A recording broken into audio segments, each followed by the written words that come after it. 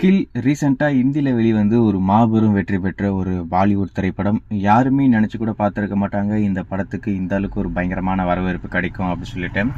Indian John Wick அப்படின்ற ஒரு பேர் இந்த கில் திரைப்படம் வாங்கியிருக்கு. எத்தனை கில் பண்ணியிருக்காரு அப்படின்றது படத்தோடைய ஹீரோக்கே தெரியாது போல இருக்கு.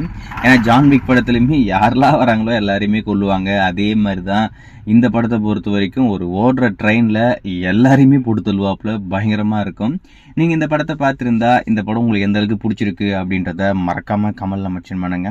என்னை பொறுத்த வரைக்கும் ஒரு பயங்கரமான ஆக்ஷன் வயலன்ஸ் ரொம்பவே அதிகமாக இருக்கக்கூடிய ஒரு திரைப்படம்.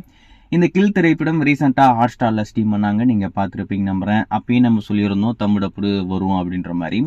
ஏன்னா இந்த படம் ஹாட் ஸ்டாரில் தமிழ் டப்பு வருது அப்புறப்பட்ட பிரச்சனை.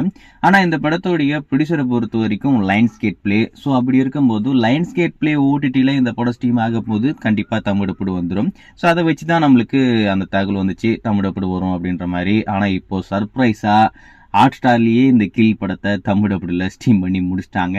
இப்போ இந்த கில் திரைப்படம் தமிழ் தெலுங்குன்னு சொல்லிட்டு 2 லாங்குவேஜில் ஹாட் ஸ்டாரில் இப்போ அவைலபிளாக இருக்கு. இது வரைக்கும் பார்க்கல, உங்களுக்கு பார்க்கணும் அப்படின்ற ஐடியா இருந்தால் ஹாட் ஸ்டாரில் பாருங்கள்.